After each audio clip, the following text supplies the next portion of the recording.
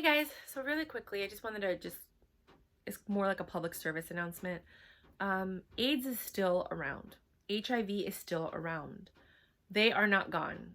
I have met so many people that have literally, like when I tell them like, well, aren't you worried about STDs? Or like, they're like, what do you mean? Like gonorrhea and all that? And like, they have medicine for that. And I'm like, no, like AIDS and HIV. They're like, no, we cured that. I'm like, no, we didn't. It's still a thing, you know? Like, there are people that believe that HIV and AIDS don't exist anymore. There are so many people walking around with HIV and AIDS and they don't know because they've never been tested.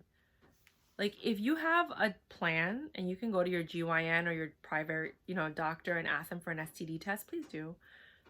At least once every few years, get an HIV, an HPV, an AIDS test. Well, HIV is AIDS, chlamydia, because the chlamydia has no symptoms and it leaves you infertile, and it's very easy to treat if you just check for it. You have to ask for it.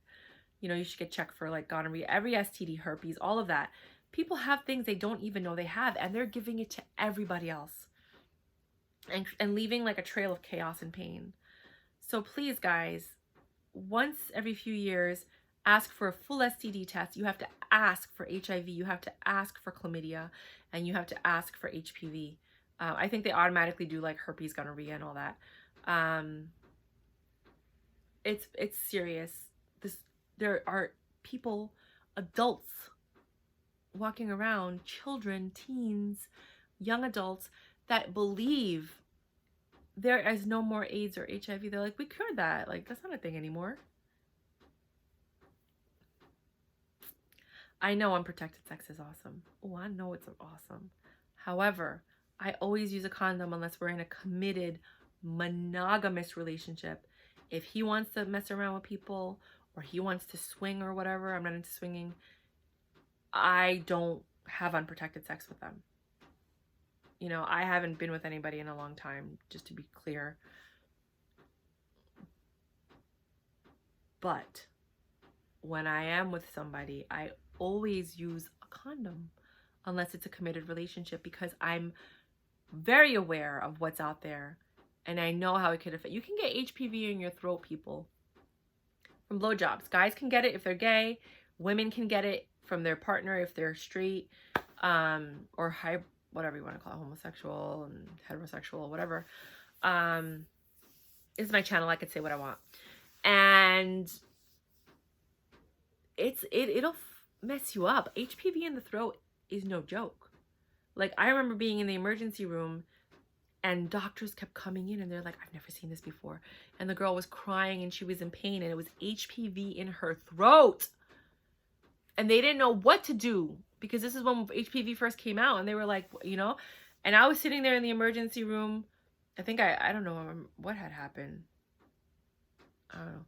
But I was in the emergency room. Something happened. Oh, I probably had like bronchitis or a cough or something like that, because I always went to the hospital for bronchitis. And they won't see you unless you're in the emergency room. So you have to go to the emergency room and then sit in a bed and blah, blah, blah. And I just remember everybody being like, I've never seen HPV in the throat. Oh my God. So yeah, that's a thing. Okay. And just be more if you're having sex, you should be sexually responsible. We don't teach responsibility of sex, like being sexually responsible. We talk about being morally responsible. But what about sexually responsible? Like, there's dams, they're uncomfortable, but you use them. It's plastic that you put on a woman's vagina so that when you eat her out, you're not consuming her liquids, because you can get stuff from that. You give a guy a blowjob, that little pre-cum and that semen in your mouth, that's an exchange of fluids. You're gonna get something if they have something. And I know giving a blowjob with a condom sucks for everybody. It tastes horrible for us and you don't feel anything.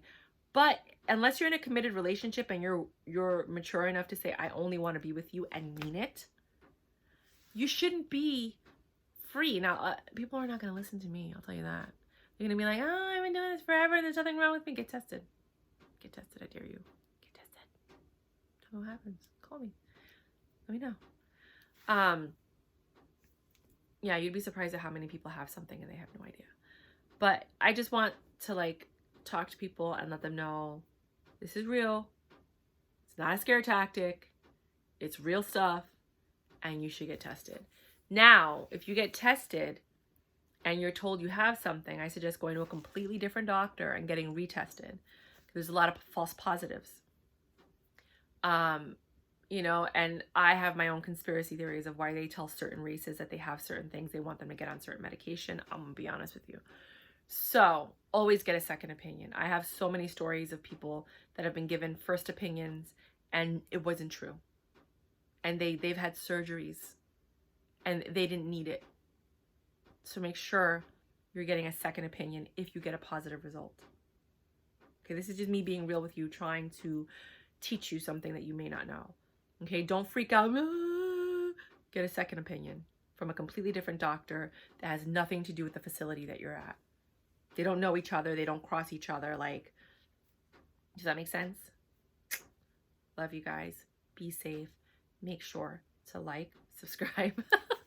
No, make sure to like, subscribe, share, bookmark my page, The Intimacy School, and then just see what's going on. I mean, if you want to attend one of my classes, you can. I'm trying to figure out how to do webinars right now so that we can just talk from anywhere in the US or Europe or wherever you are, and we can like interact. But I really do love you guys, and I really want everyone to find love and intimacy.